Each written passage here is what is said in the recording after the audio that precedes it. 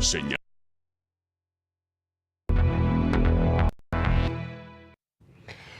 Fue aprobado en las comisiones en el Senado la reforma educativa para analizar en los siguientes minutos de cómo quedó.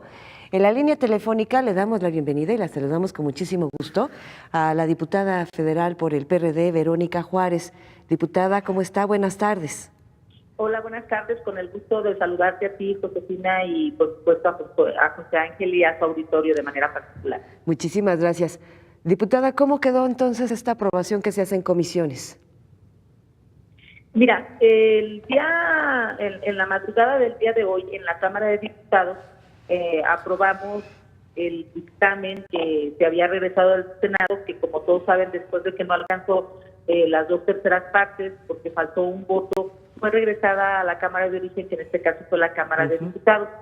En la Cámara de Diputados volvimos a refrendar la mayoría lo que habíamos ya trabajado, una medida que entre otras cosas incluye nuevos derechos como el de la educación inicial, como el de la educación superior, donde se establece también que la rectoría en materia de educación existe la rectoría del Estado, donde existe el enfoque de derechos humanos, de la igualdad sustantiva, de la inclusión, pero sobre todo que garantice el interés superior de las niñas, niños y adolescentes. De igual forma, incorpora evaluaciones diagnósticas para el sistema de carrera magisterial y reconoce también los derechos de las personas para tener los beneficios de la ciencia y la tecnología, entre otras. Decirte también que a partir de que regresó del Senado de la República, lo que hicimos también fue una adenda en donde hubo algunas otras modificaciones, por ejemplo, que los materiales didácticos, que la infraestructura educativa, que su mantenimiento y que todas las condiciones de su entorno sean idóneos y contribuyan a los fines, pues, de ese derecho de la educación. También se incluyó el día de ayer contenidos importantes en los planes y programas de estudio, como la enseñanza de matemáticas y la lectoescritura, que no venían expresamente en uno de los párrafos, y uno muy esencial, que me parece importante, que por fin lo vayamos a tener en la educación, como tiene que ver que se incluyan en los planes y contenidos, en los planes y programas, la educación sexual y reproductiva.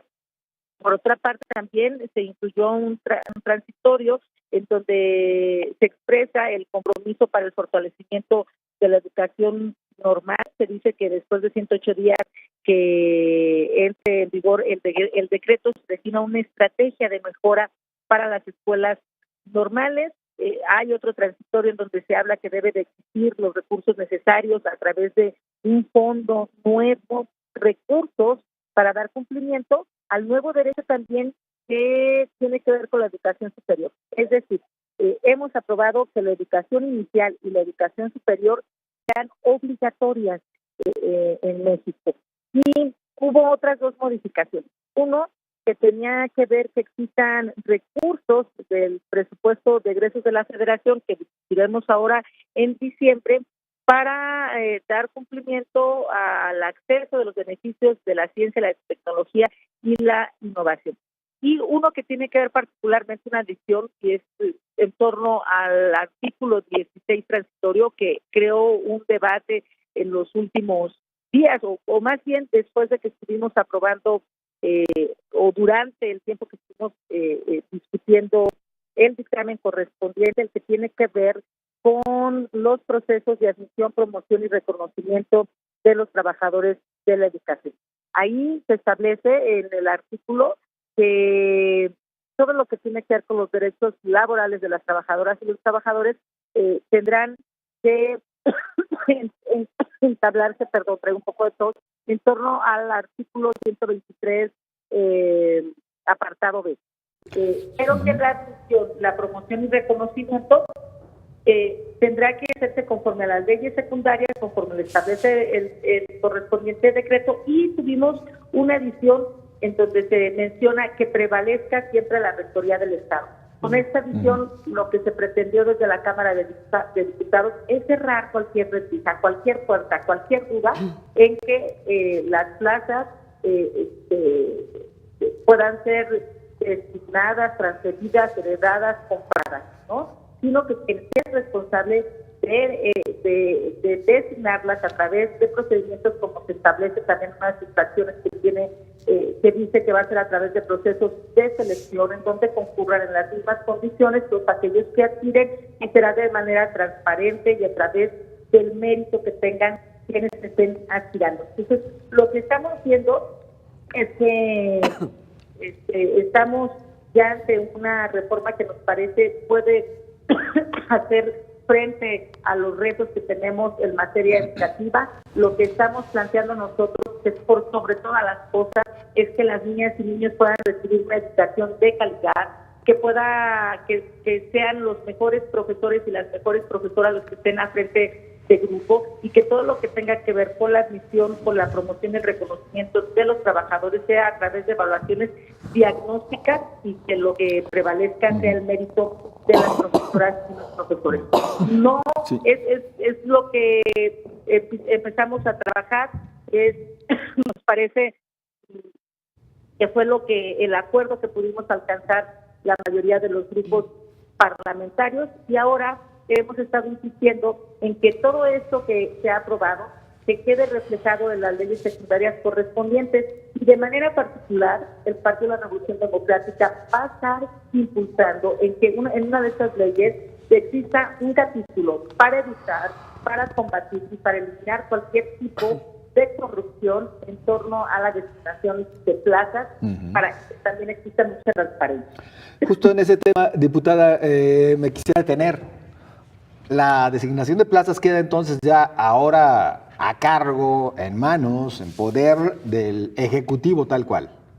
Así es, eso es lo que se establece en el artículo 16, es un transitorio en el que esa es la intención que tiene, y que sin lugar a dudas pues, tenemos que verlo reflejado en las leyes secundarias. Hay que cuidarlo bastante también, ¿no? Porque pues quién dice que desde el Ejecutivo no se puede también incurrir en malas prácticas al designar para los cuates, para la gente que simpatice con el color de quien se encuentre en ese momento en el poder, etcétera, etcétera. Por una parte tenemos que estar todo mundo atentos en la elaboración de estas leyes, porque efectivamente hay por una parte de algunos legisladores desconfianza, porque una vez que para terminar esta reforma en la que hemos trabajado se requieren las 2/3 partes de los presentes de legisladoras y legisladores en cualquiera de las cámaras, ya sea de la de diputados o de senadores, pero para aprobar las leyes secundarias es suficiente la mayoría simple, es decir, el 50% más uno de los presentes, que esta votación, al menos en la Cámara de Diputados,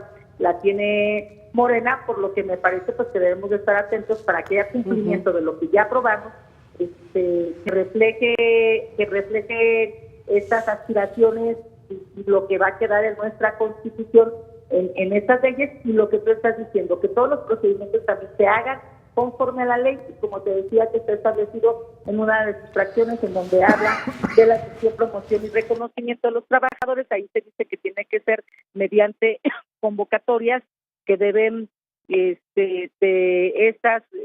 darse en igualdad de condiciones para todos aquellos que así lo requieran, y que van a existir evaluaciones diagnósticas. Y me parece que ahí tenemos que estar todos y todas muy atentos, porque ese ha sido, si bien es cierto que hay que reconocer que la reforma del 2013, algo que dejó insatisfechos en términos generales, además por la forma en que lo operó el gobierno de Peña Nieto, era el sentido punitivo que pudiera tener esto, que se decía que había una persecución en contra de los profesores. Bueno, eso se ha eliminado, pero ha prevalecido el que cualquier ascenso que pueda tener, cualquier circunstancia que esté ligada a la administración o al reconocimiento, pues sea a través del mérito académico, a través del trabajo, porque de lo contrario no estaríamos cumpliendo con el objetivo que yo creo que es lo que quieren todas las madres y todos los padres o los tutores, es de que las niñas y niños reciban una educación de calidad. Y para eso me parece que tenemos que contribuir todos reconociendo la labor que tienen y sobre todo esa labor que tienen las profesoras y los profesores que todos los días van a clases, aquellos profesoras y profesores que hacen un esfuerzo inclusive de trabajar en condiciones muy complicadas. No es lo mismo dar clases en la ciudad que dar clases en una escuela rural, y me parece entonces que se debe de implementar todo lo necesario, no solamente para que exista, también hay que decir una evaluación a los profesores, ya de por sí las instituciones son evaluados, pero lo que sí debe de existir es una evaluación a todo el sistema en su conjunto, para que la garantía de ese derecho se dé en igualdad de condiciones en el norte, en el sur, en el centro, ¿no? Bien. Oiga, diputada, coordinadora de la federal de la fracción del PRD, Verónica Juárez, preguntarle precisamente, porque hay muchas preguntas y poco tiempo, en el tema entonces ahora de evaluación, ¿cómo van a quedar los profesores, las y los profesores, para precisamente garantizar el tema de la calidad educativa para niñas, niños y adolescentes? ¿Cómo se va a aplicar cuando sabemos que no debería de ser igual tanto para escuelas quienes van en la ciudad o para quienes van en las regiones, como lo acaba de señalar? Porque entiendo que esta reforma así quedó, ¿verdad? Es generalizado, perdón, no es generalizado, tendrá que ser así, por local y región. Sí, por eso, mira, quedaron algunos preceptos, principios inscritos, uno que tiene que ver con la con la pluriculturalidad y otro que tiene que ver con la con las regionalidades, es decir, que se debe de atender esas circunstancias. Pero para ser más concreta en la respuesta, todas las particularidades tendrán que venir en la ley reglamentaria de ese artículo 3º constitucional. Pero lo que sí establece ahora en la Constitución es que habrá evaluaciones diagnósticas, es decir, las evaluaciones se harán conforme al entorno, conforme a las circunstancias en las que se están dando, y se dice diagnósticas porque ya teniendo un diagnóstico, pues se puede decir también no solamente qué es lo que se corresponde a lo largo de los profesores, sino también del entorno en el que se encuentran ejerciendo su profesión, pero también lo necesario para garantizar este derecho a las niñas y niños. Me parece que estamos ante una reforma con grandes avances. Déjame decirte algo, no es la reforma de Andrés Manuel López Obrador, es totalmente distinta a la iniciativa que él presentó en el mes de diciembre. En esta reforma participaron investigadores, académicos, especialistas, el PRD, MC, PRI y Acción Nacional, inclusive votó en contra, pero en su momento presentamos juntos esta iniciativa, que hicimos nuestra iniciativa de un grupo denominado Red por la Educación, y que me parece que todo lo que venía tratado en esta primera iniciativa, puedo asegurar que más del 90% quedó incluida, lo que tiene que ver con los derechos que te decía, hay avances sustantivos, pero también es cierto que sin lugar a dudas lo que es una de las principales preocupaciones es cómo ingresan los profesores, cómo permanecen, cuál es el tipo de reconocimiento, cómo se hacen los reconocimientos,